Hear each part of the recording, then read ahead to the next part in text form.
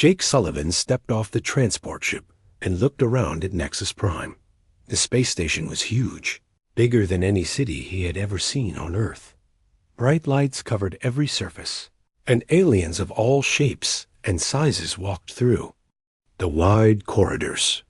Some had 4 arms, others had scales instead of skin, and a few floated in the air without touching the ground.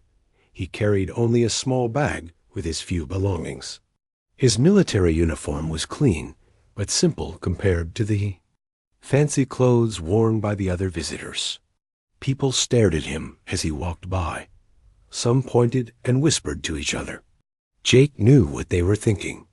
Humans were new here, and nobody expected much from them. "Welcome to Nexus Prime," said Commander Lisa Grant as she approached him. She was one of the few humans working at the station. "How was your trip?" "Long," Jake replied, "but I'm ready." Lisa looked worried. "Jake, I need to tell you something. The other gladiators have been talking. They don't think you belong here. Some of them are placing bets on how quickly you'll lose your first fight." Jake smiled. "Let them bet. I didn't come here to make friends." They walked through the main hall toward the gladiator quarters.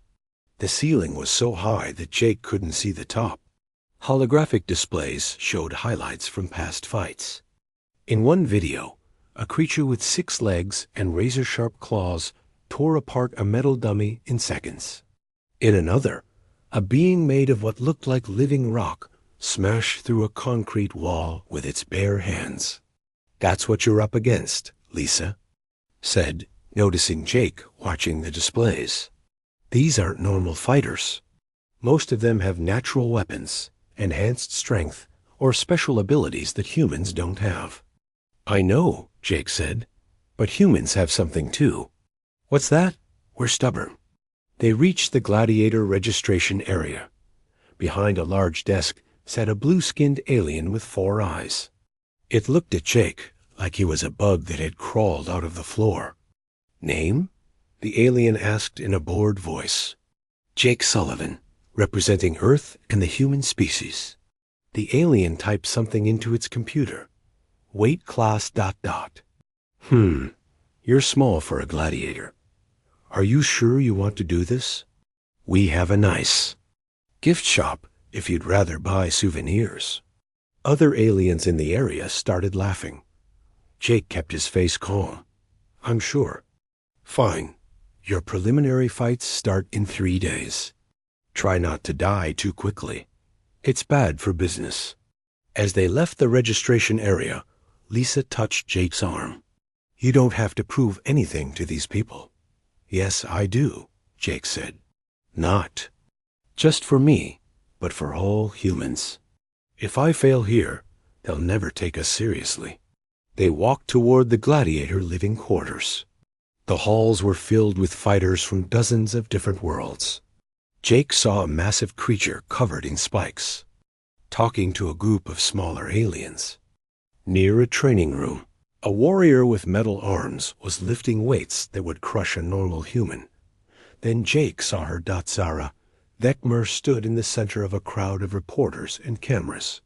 She was 7 feet tall with dark green scales covering her body like natural armor. Her arms were thick with muscle, and her hands ended in sharp claws. When she smiled, Jake could see teeth like daggers. "The human?" she said when a reporter asked about Jake. Her voice was loud enough for everyone to hear. "I've seen the videos of his training. Humans are soft pink creatures who need tools to fight because they have no natural weapons. They're weak and slow. It will be amusing to watch, but it won't take long." The crowd of reporters laughed and asked more questions. Zara continued to speak about Jake like he wasn't even worth her attention. "Humans think they're clever," she said, "but cleverness means nothing when facing a real predator. I've been fighting for 3 years and never lost a match. This human will be no different from the others I've defeated." Jake felt his hands make fists, but he didn't move. Lisa pulled him away before he could do something stupid. "Don't let her get to you," Lisa said. "She's trying to make you angry." So you'll make mistakes. I'm not angry, Jake said. I'm motivated. They reached Jake's room.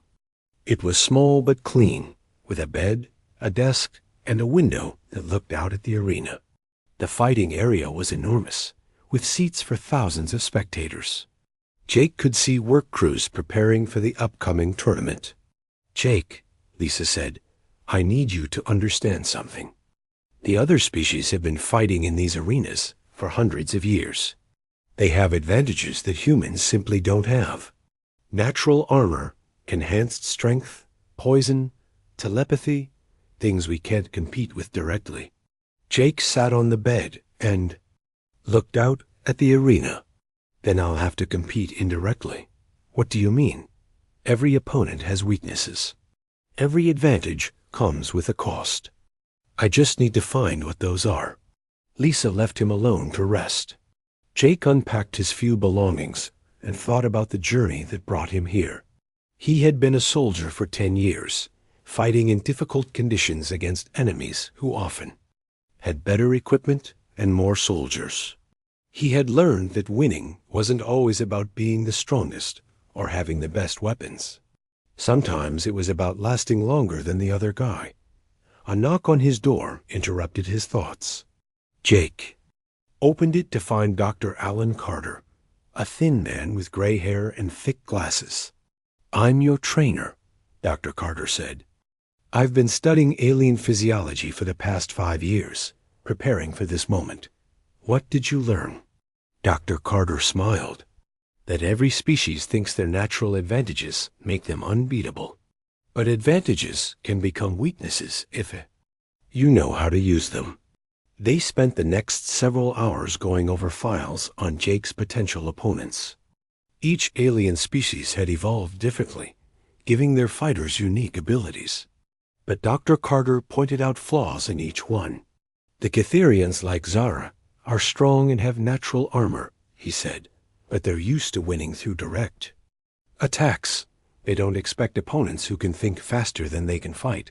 What about the insect warriors? Fast and deadly, but they rely on instinct more than planning. If you can do something unexpected, their programming makes them react in predictable ways. Jake studied the files until late into the night. Tomorrow, he would start training for the most important fights of his life. Not just for himself, but for all of humanity. As he prepared for sleep, Jake thought about Zara's words. She had called humans weak and soft. She thought being clever was not enough against a real predator. Jake smiled in the darkness.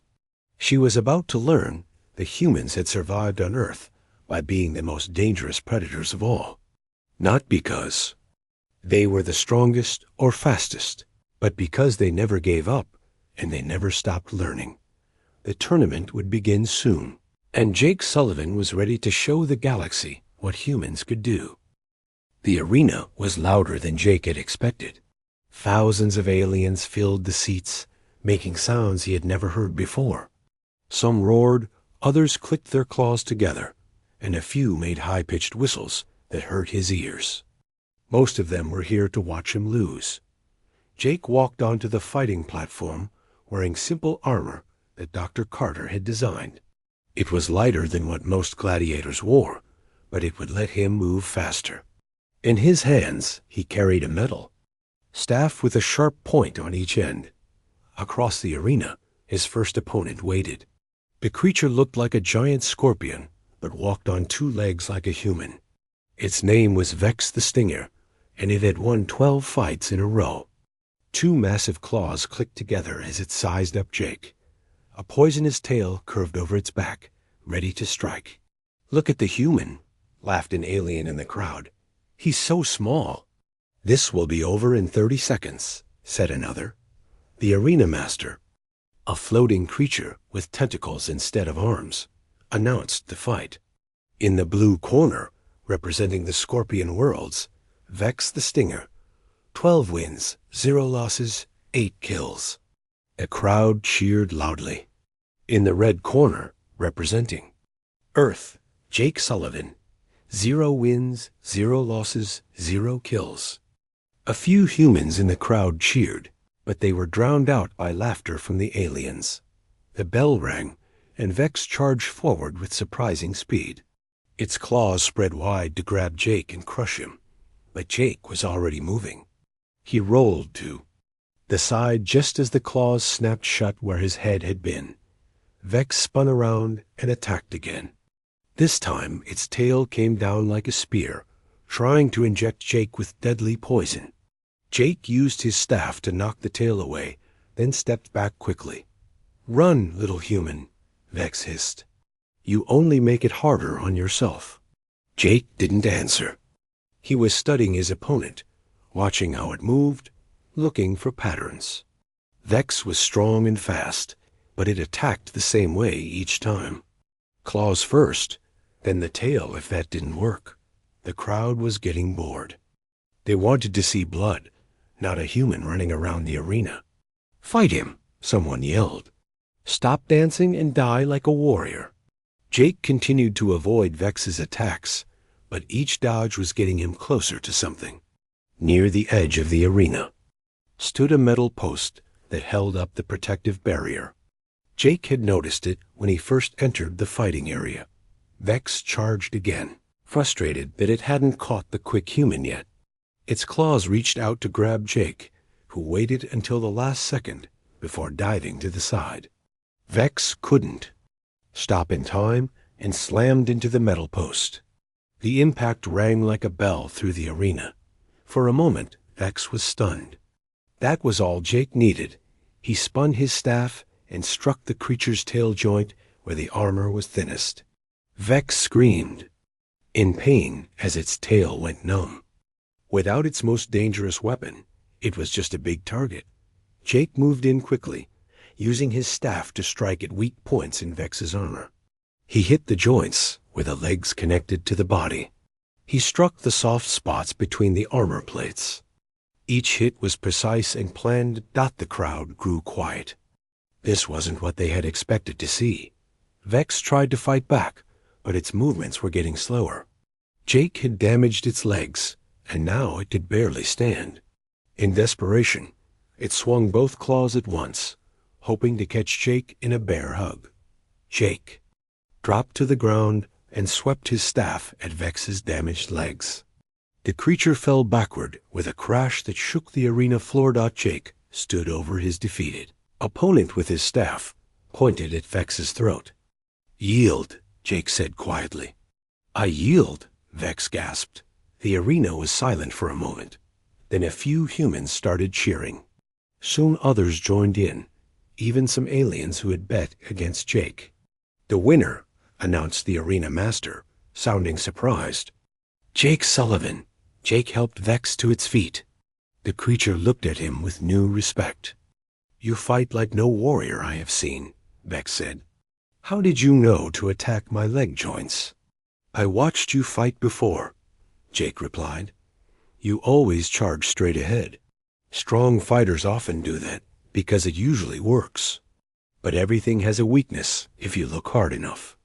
In the VIP section of the arena, Zara watched Jake leave the fighting platform. She had expected him to die in the first few minutes. Instead, he had won without taking a single hit. "Interesting," she said to herself. Over the next week, Jake fought 3 more opponents. Each fight was different, and each time Jake found a way to win. Against a warrior with 4 arms, he used the arena's lighting system to create shadows that confused his opponent. Against a fighter who could turn invisible, Jake threw sand in the air to see where the creature was hiding. Against an opponent with electric attacks, Jake used a puddle of water to short-circuit its weapons. The crowd began to change their opinion of the human fighter. Bets on his fights were no longer about whether he would lose, but about how he would win. Dr. Carter met with Jake after each fight to review what had happened and prepare for the next opponent. "You're doing well," Dr. Carter said, "but the fights are getting harder. Your next opponent is Korvash the Destroyer. He's 10 feet tall, has reflexes faster than anything we've seen, and his claws can cut through steel. Jake looked at the video of Corvash's previous fights. The insect warrior moved like lightning, cutting down opponents before they could react. He's fast, Jake agreed, but watch how he attacks. Same pattern every time. Leap, slash, kill. He's never had to fight an opponent who survived his first attack. What's your plan? Jake smiled. I'm going to survive his first attack, and we'll see how good he is at adapting. Meanwhile, Zara was having her own fights. She destroyed each opponent with brutal efficiency, winning her matches in minutes. But between fights, she found herself watching videos of Jake's battles. There was something about the human that bothered her, though she couldn't figure out what it was. He wasn't the strongest fighter in the tournament, or the fastest, or the most skilled with weapons, but he kept winning. Why do you watch the humans' fights? Asked her trainer, an old Catherian warrior named Rex. Know your enemy, Zara replied. If I face him in the finals, I want to understand his weaknesses. He has many weaknesses. He's small, slow, and weak. Then why does he keep winning? Rex thought about this. Luck? Zara wasn't so sure. She had watched Jake's fight against the Invisible Warrior 3 times. The way he had figured out how to track his opponent wasn't luck. It was intelligence combined with quick thinking. Humans are more dangerous than we thought, she said finally. Impossible. They have no natural weapons, no armor, no special abilities. They're prey animals who learn to use tools. Zara continued watching the video of Jake's latest fight. She noticed how he moved, how he studied his opponents, how he never seemed to panic, even when things looked hopeless. Maybe, she said, but this prey animal has teeth. The day of Jake's fight against Corvash arrived. The arena was packed with spectators who wanted to see if the humans' winning streak would continue. In the VIP section, wealthy aliens placed large bets on the outcome. Jake entered the arena to mix cheers and boos. He had gained some fans, but many aliens still wanted to see him fail. Corvash entered from the opposite side. The creature was even more frightening in person than in the videos. Its mantis-like head turned toward Jake with compound eyes that missed nothing. Forearms ended in claws that gleamed like swords. Its legs were built for explosive jumps that could cross the arena in seconds. Today the human dies, Corvash clicked. In its alien language. The translation appeared on screens around the arena. Jake raised his staff in salute. We'll see. The bell rang, and Corvash moved faster than anything Jake had ever faced. But Jake was ready. Instead of trying to dodge to the side like Corvash's previous opponents, Jake dropped flat on his back and rolled. Corvash's claws whistled over Jake's head, missing by inches. The creature landed hard and spun around, confused at its target. Wasn't dead. Jake was already moving, using the momentum from his roll to get back on his feet. He had survived Corvash's first attack. Now the real fight could begin. The crowd held its breath as the two fighters faced each other again. This was going to be interesting. Corvash stared at Jake with his huge compound eyes. No opponent had ever survived his first attack before. The insect warrior's programming told him to attack again, fast and hard. But something felt different this time. Jake circled slowly around the arena, keeping his staff ready. He had studied hours of video footage of Corvash's fights. The creature was incredibly fast and deadly, but Jake had noticed something important. Corvash had never been in a long fight. All his victories came from quick kills in the first few seconds. Stand still and die with honor. Corvash clicked angrily. No thanks, Jake replied. I like moving around. Corvash leaped again, all four claws reaching for Jake. But this time Jake was ready with a different move. He spun his staff like a propeller, creating a barrier of spinning metal. Corvash's claws hit the staff and were deflected away. The creature landed off balance and stumbled. The crowd gasped. Nobody had ever made Corvash look clumsy before. Jake pressed his advantage, striking quickly at Corvash's legs with the butt of his staff. The hits weren't strong enough to seriously hurt the armored creature, but they were annoying. Corvash tried to grab the staff, but Jake pulled it away each time. "Fight me properly," Corvash demanded. "I am fighting you," Jake said. "Just not the way you want me to." This continued for several minutes. Corvash would attack with lightning speed, but Jake had learned to predict where the creature would strike. Each time, Jake either dodged or used his staff to deflect the claws. Then he would counterattack quickly before dancing away. The crowd was getting excited. They had never seen a fight like this before. Usually, gladiator battles were over quickly when one fighter overpowered the other. But Jake was turning this into a chess match, played at high speed. In the VIP section, Zara watched with growing interest. She had fought Corvash once in an exhibition match and had won by being faster and stronger than the insect warrior. But Jake was winning through pure strategy. "How is the human doing this?" asked Elena Vasquez, a human reporter sitting nearby. "He's thinking," Zara said quietly. "Most fighters rely on their natural abilities. The human is using his brain as a weapon." Back in the arena, Corvash was getting tired. His attacks were becoming slower and less precise. Jake, meanwhile, seemed to have endless energy. He kept moving, kept thinking, kept adapting to everything Corvash tried. The turning point came when Corvash made a mistake.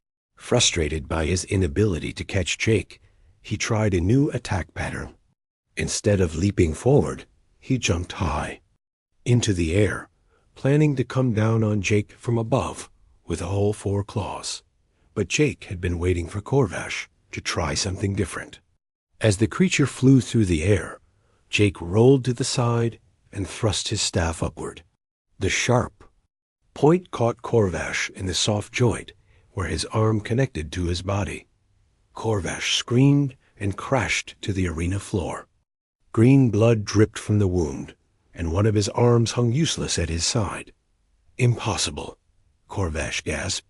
"You're just a human. You have no claws, no armor, no speed."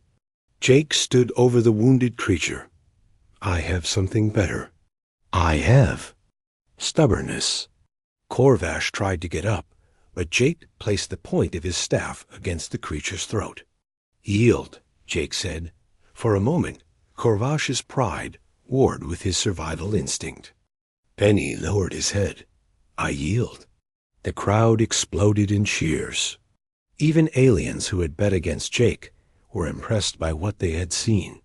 The human had defeated one of the most feared gladiators in the arena. Through pure skill and determination, Jake helped Corvash to his feet. The insect warrior looked at him with new respect. "How?" Corvash asked. "How did you know I would jump high?" "Because you are frustrated," Jake explained. "When fighters get frustrated, they try new things. I just had to wait and be ready for whatever you came up with." As Jake left the arena, he passed close to the VIP section. Zara was standing at the rail, watching him with an expression he couldn't read. "Good fight, human," she called out. Jake looked up at her. "Thank you. I look forward to our match." "What makes you think you'll reach the finals?" Zara asked. "The same thing that made me think I could beat Corvash," Jake replied. "I don't give up." Something in his voice made Zara pause. There was no boasting, no false confidence. Just a simple statement of fact. She found herself believing him. 2 days later, both Jake and Zara faced their quarterfinal opponents. Jake was matched against a heavily cybernetic warrior called Iron. Mike, a fighter who had replaced most of his organic body with mechanical parts. His opponent was faster than any normal creature and strong enough to punch through concrete walls. Zara faced Ren Darkscale, an old rival from her homeworld. Ren knew all her fighting techniques and had been studying her weaknesses for years. Jake's fight was brutal. Iron Mike's mechanical arms moved too fast to see, and his punches hit like hammers. Jake took several hits that would have killed a normal human, but his simple armor and quick reflexes saved his life. The key to victory came when Jake realized that Iron Mike's cybernetic parts needed power to function. During a brief pause in the action, Jake noticed cooling vents on his opponent's back that released hot air from the internal machinery. Instead of trying to match Iron Mike's strength, Jake began targeting the cooling system.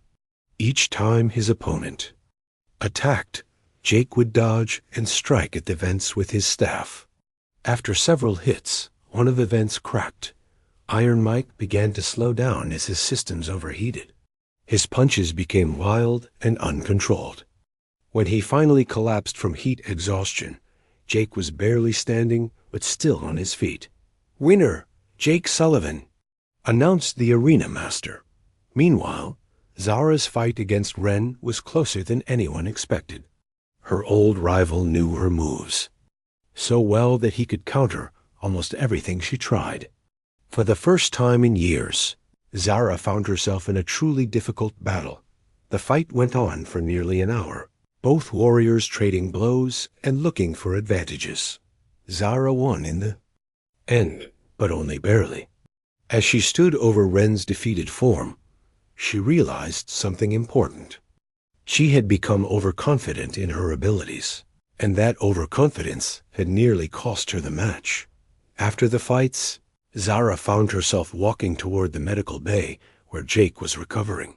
She told herself she was just scouting her potential final opponent, but deep down she knew that wasn't the whole truth. Jake was sitting on a medical table while Dr. Carter treated his injuries. His armor was cracked in several places, and bruises covered his arms and face, but his eyes were alert and focused. "You fought well today," Zara said as she entered the room. Jake looked up at her. "So did you. Ren pushed you harder than I expected." "You watched my fight?" "I watch everyone's fights. That's how I learn." Zara studied Jake's injuries. Most warriors would be in the hospital for weeks after fighting Iron Mike. "How are you still conscious?" "Practice," Jake said with a slight smile. "I've been hurt before." Dr. Carter finished treating Jake's wounds and left them alone. Zara moved closer, genuinely curious about this strange human. "Tell me something," she said. "Why did your people send you here? Humans have no natural advantages. You must have known this would be dangerous." Jake was quiet for a moment. "Because someone had to try. Humans have been trying to join the galactic community for decades, but nobody takes us seriously. They see us as weak newcomers who don't belong with the advanced species." "You are weak compared to most of us," Zara pointed out. "Maybe," Jake agreed. "But being weak doesn't mean being worthless. Sometimes the weak ones have to work harder, think smarter, and refuse to quit when things get tough." Zara found herself really listening to his words. In her culture, strength was everything. The strong ruled, the weak served, and that was the natural order. But Jake was suggesting that there might be different kinds of strength. "In 2 days, we may fight each other in the finals," she said. "I hope so," Jake replied. "It would be an honor." "Even though I will defeat you?" Jake looked directly into her eyes. "We'll see." Again, there was no boasting in his voice, just quiet confidence. Zara felt something she had never experienced before when looking at an opponent. Instead of contempt or pity, she felt respect. "Rest well, human," she said as she turned to leave. "You will need your strength." As she walked away, Zara tried to understand what was happening to her. Jake Sullivan was just another opponent, nothing more. So why was she thinking about him so much? Behind her, Jake watched her go. The final match was still 2 days away, but he could already feel that something had changed between them. The question was whether that change would help him or hurt him when they finally faced each other in the arena. Only time would tell. The semifinal matches were set to be the biggest fights in arena history. Jake would face Grim Ironclaw, a massive bear-like creature from the ice worlds. Zara would fight against Shadow Wing, a flying warrior with razor-sharp feathers that could cut through steel. Jake spent the morning before his fight studying video of Grim's previous battles. The creature was 12 feet tall, weighed over 1,000 pounds, and had never lost a fight. His claws were as long as swords, and his thick fur could stop most weapons from doing serious damage. "This is your biggest challenge yet, Dr. Carter," said as they watched Grim tear apart a metal training dummy. "He's not just strong, he's smart and experienced. He's been fighting for 15 years. "What's his weakness?" Jake asked. Dr. Carter shook his head. "I've been studying him for weeks. I can't find one. He's too big to tire out, too smart to trick, and too tough to hurt with normal attacks." Jake continued watching the videos. There had to be something. Every fighter had a weakness, even if it wasn't obvious. Then he saw it. In one of Grim's older fights, his opponent had managed to get behind him for a few seconds.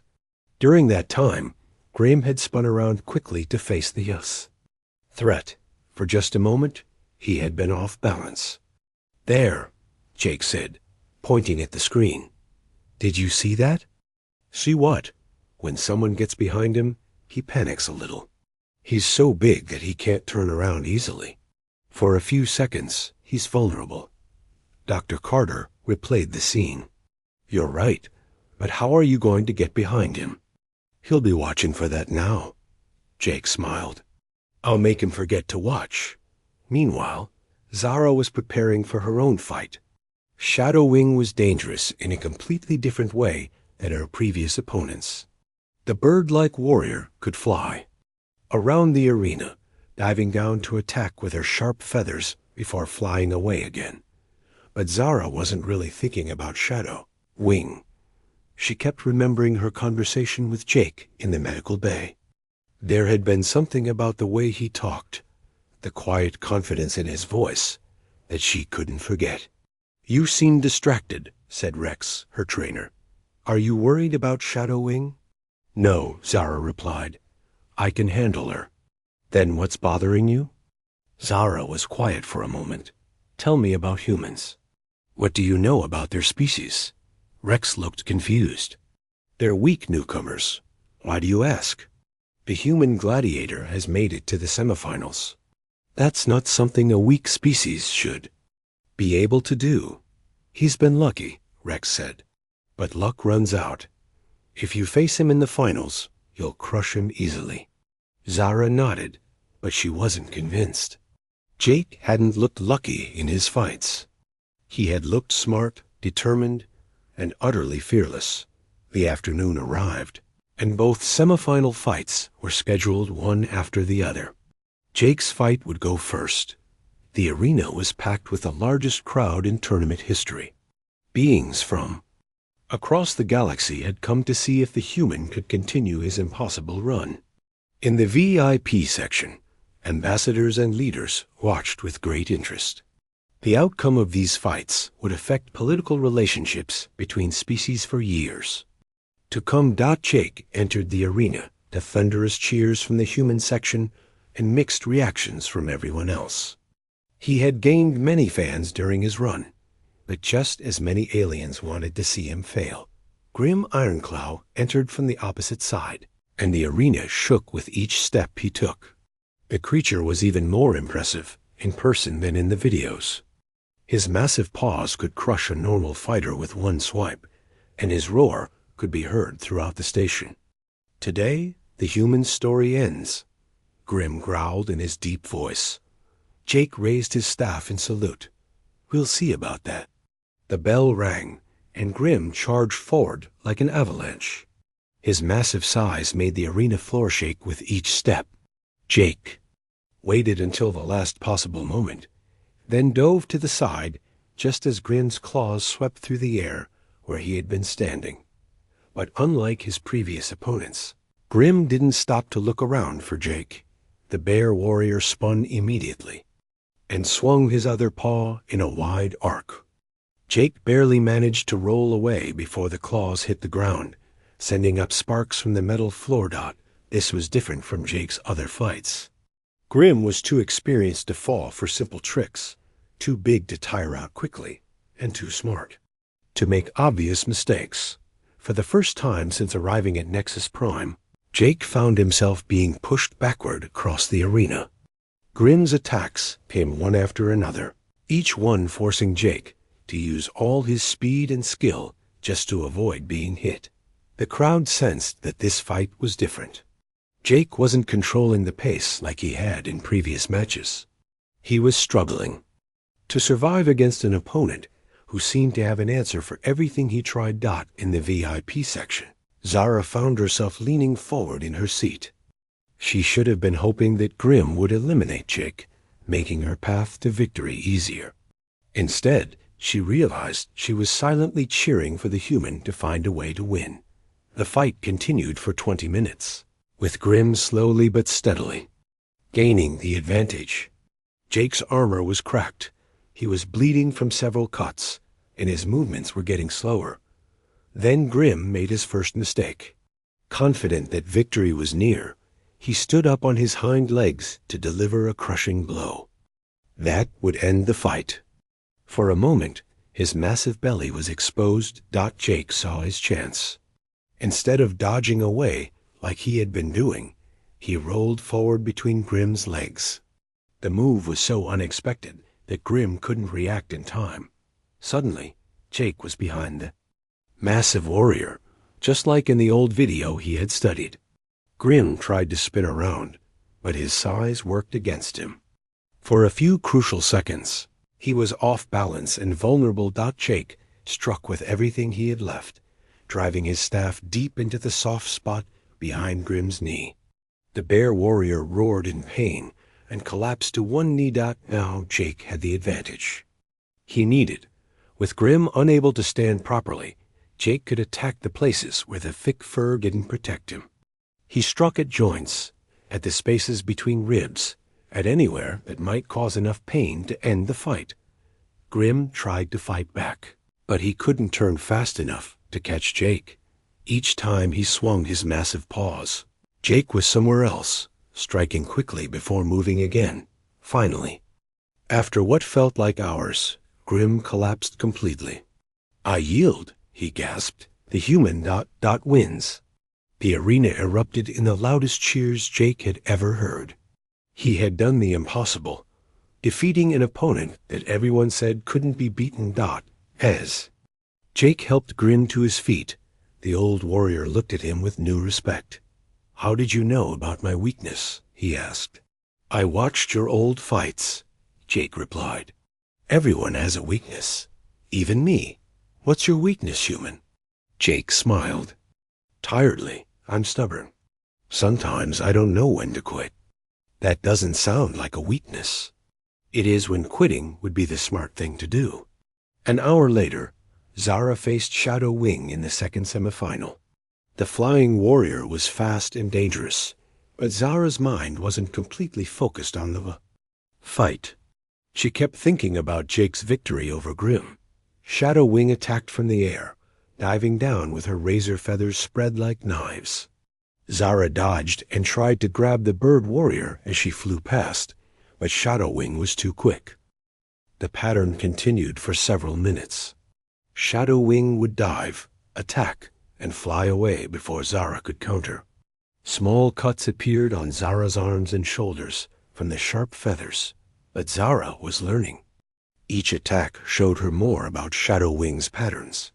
The bird warrior always approached from the same angle, always pulled up at the same height, always flew in the same direction after attacking. When Shadow Wing dove for what she thought would be the killing blow, Zara was ready. Instead of dodging, she jumped high into the air, meeting Shadow Wing halfway. Her powerful hands grabbed the bird warrior's wings and slammed her to the arena floor. The fight was over quickly after that. Shadow Wing was deadly in the air, but on the ground she was no match for Zara's strength. "Winner, Zara Thekmer." announced the arena master. But as Zara stood over her defeated opponent, she wasn't thinking about victory. She was thinking about the finals and about the human who would be waiting for her there. After the fights, Zara found herself walking to Jake's room without really deciding to go there. She told herself she needed to study her final opponent, but she knew that wasn't the real reason. Jake was sitting by his window, looking out at the arena where they would fight tomorrow. His injuries from the battle with Grimm had been treated, but she could see that he was still in pain. "Congratulations on your victory," she said as she entered. Jake turned to look at her. "Thank you. Your fight was impressive too." "Shadow Wing was fast, but predictable," Zara said. "Grimm was different. He should have defeated you." "Maybe," Jake agreed. "But should have and did are two different things." Zara moved to the window and stood beside him. The arena looked bigger somehow, more intimidating. Tomorrow, beings from across the galaxy would watch them fight for the championship. "Jake," she said, using his first name for the first time, "why is this so important to you? You could withdraw now with honor. You've already proven that humans are stronger than anyone thought." Jake was quiet for a long moment. "Have you ever been looked at like you don't belong somewhere? Like you're not good enough to be in the same room as everyone else?" Zara thought about this. As a champion, she had always been respected. "No, that's how other species look at humans," Jake said. "Like we're children playing at being adults. If I lose tomorrow, that's all we'll ever be to them. And if you win, then maybe humans will finally be seen as equals instead of curiosities." Zara felt something strange in her chest, an emotion she didn't recognize. She realized that she didn't want Jake to be seen as inferior. She wanted him to be respected, even if that meant defeating her. "I won't hold back tomorrow," she said. "I can't." Jake smiled. "I wouldn't want you to.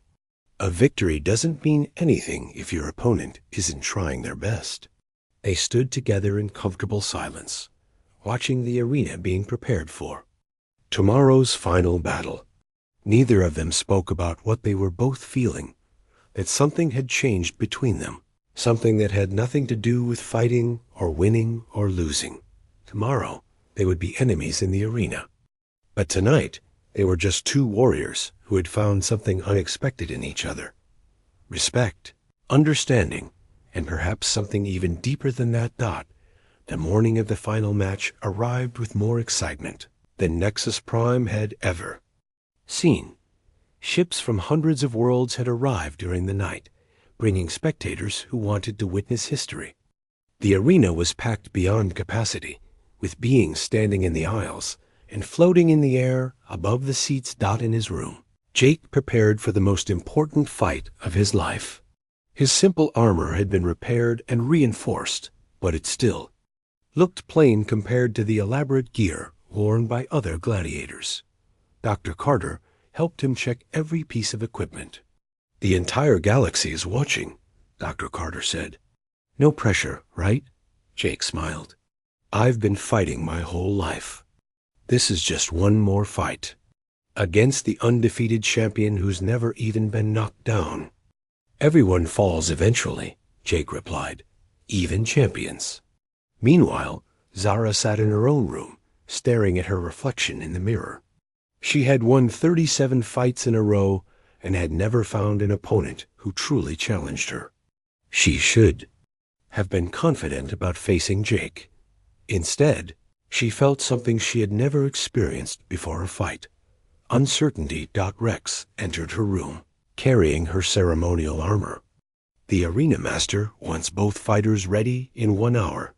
"Rex," Zara said, "what if I lose?" Her trainer looked shocked. "You've never talked like that before. What's wrong with you?" "I've been watching the humans' fights. He doesn't win because he's stronger or faster. He wins because he refuses to give up, no matter what happens to him." "You're stronger than any human could ever be," Rex insisted. "Your claws can cut through steel. Your armor can stop any weapon he carries. You have every advantage." Zara nodded, but she wasn't convinced. Jake had found ways to beat opponents who seemed impossible to defeat. What if he found a way to beat her too? More troubling was the realization that part of her didn't want to hurt Jake. She had come to respect him during their conversations, and respect was dangerous in the arena. The hour passed quickly, and soon both fighters were walking through the tunnels toward the arena entrance. The sound of the crowd was deafening, even through the thick walls. Jake and Zara met at the center tunnel where their paths crossed. They stopped and looked at each other, both knowing this might be the last time they spoke as friends. "Good luck," Jake said quietly. "You too," Zara replied. "Fight well, Jake Sullivan." "Fight well, Zara Vekmer." They walked to their separate entrances. In a few minutes, they would be trying to defeat each other in front of the largest audience. In galactic history, the arena master floated to the center of the fighting platform. His voice was amplified so that every being in the massive stadium could hear him clearly. "Citizens of the galaxy," he announced, "today we witness the final battle of the Grand Championship. In the blue corner, representing the proud Catherian Empire, the undefeated champion with 37 victories, Zara Vekmer." Zara entered the arena to thunderous applause from the alien sections. She looked magnificent in her ceremonial armor, every inch the perfect warrior. Her claws gleamed in the bright lights, and her scales seemed to shine like green metal. In the red corner, representing the newcomer species of Earth, with 6 victories against impossible odds, Jake Sullivan. Jake walked onto the fighting platform, to cheers from the human section and curious murmurs from everyone else. He looked small compared to Zara, his simple armor and basic staff making him seem almost ordinary. But those who had watched his previous fights knew better. They had seen what the quiet human could do when pushed to his limits. The two fighters moved to the center of the arena and faced each other. Up close, the size difference was even more obvious. Zara towered over Jake by nearly 2 feet, and her muscled arms were twice as thick as his. "Any last words, human?"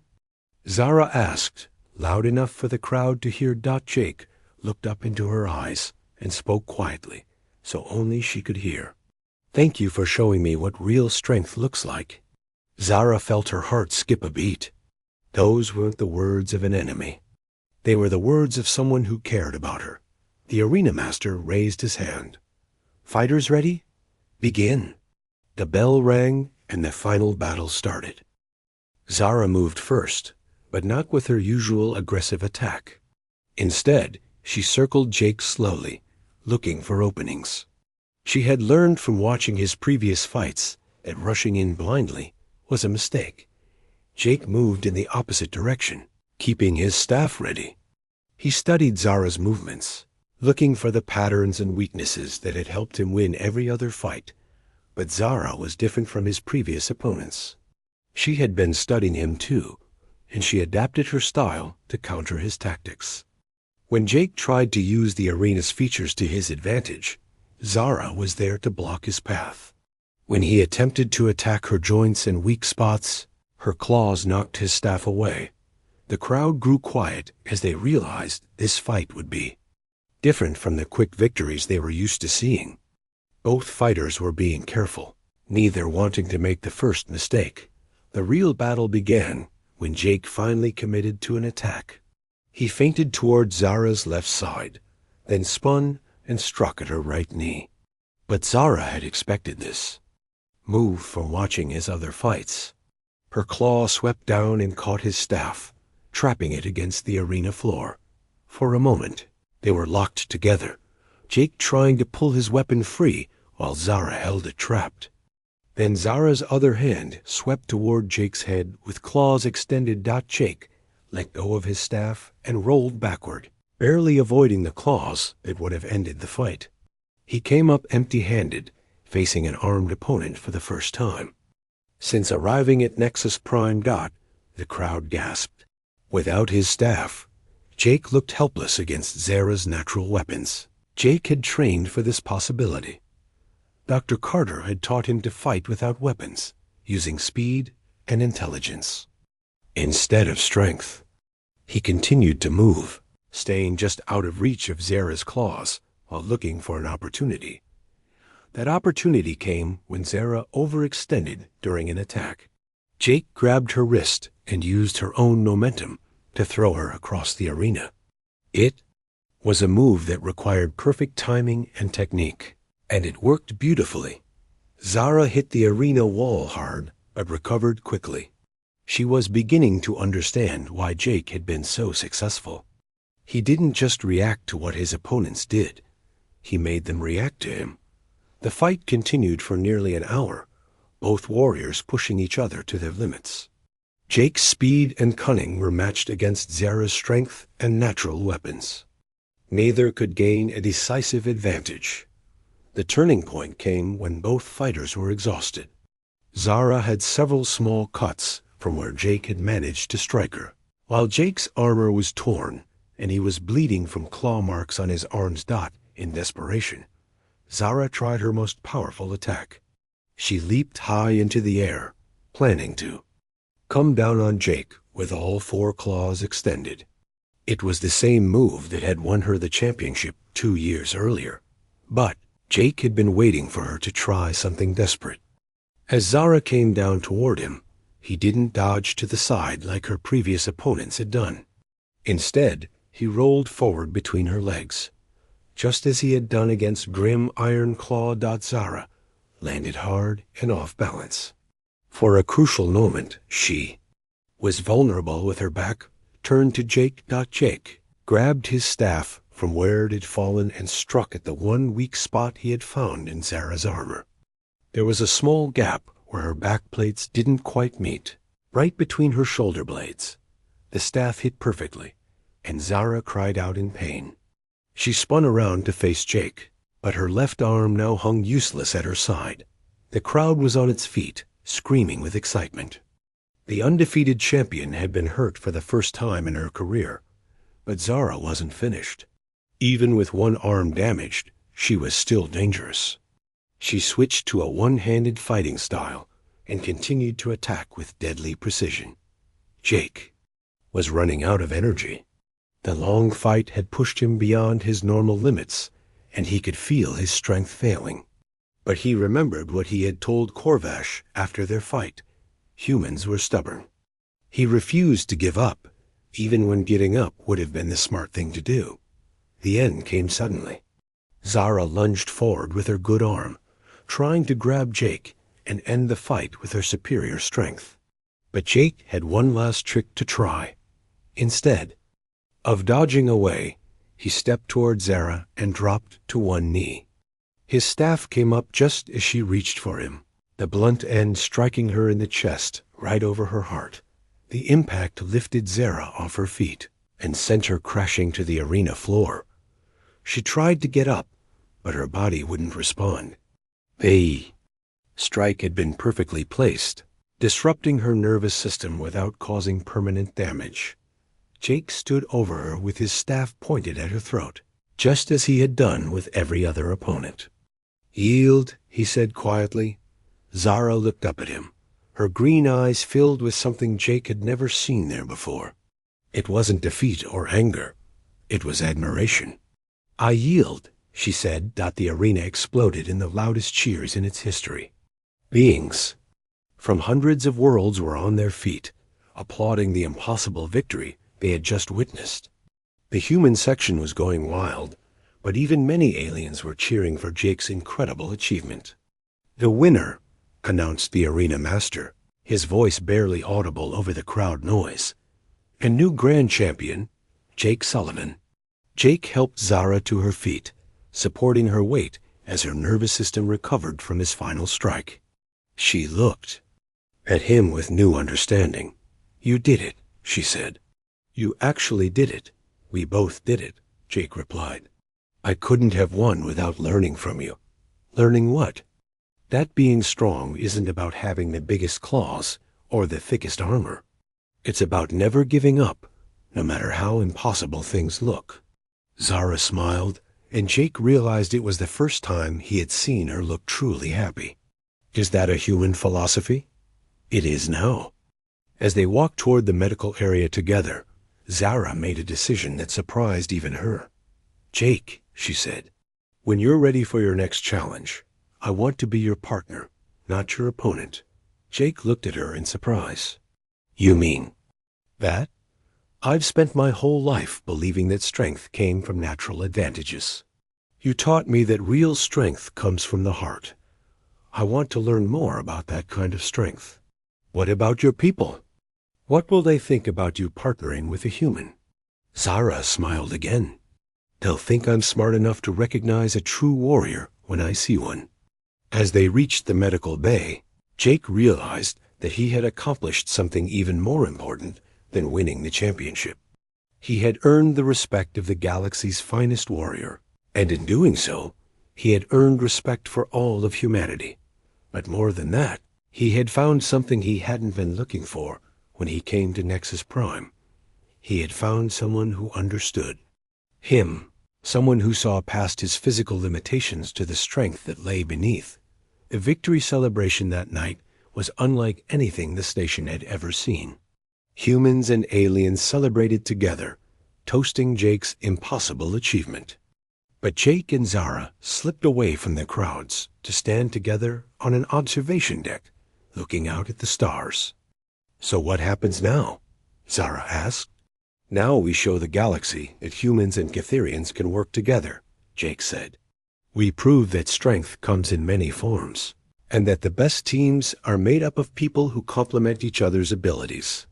Zara took his hand in her large, clawed one. "I like that idea." As they stood together under the stars, both warriors knew that they had found something worth fighting for. Not just victory in the arena, but understanding between species, respect across differences, and perhaps most importantly, love that transcended all boundaries. Jake Sullivan had come to Nexus Prime to prove that humans deserved a place in the galactic community. He had succeeded beyond his wildest dreams, but the greatest victory of all was the one that had nothing to do with fighting. He had won the heart of a champion, and in doing so, he had shown the galaxy that the greatest strength of all was the ability to see past differences and find the common ground that connected all thinking beings. The future stretched out before them, full of new challenges and new possibilities. But whatever came next, they would face it together, the human Gladiator who refused to give up, and the champion who had learned that true strength comes from the heart.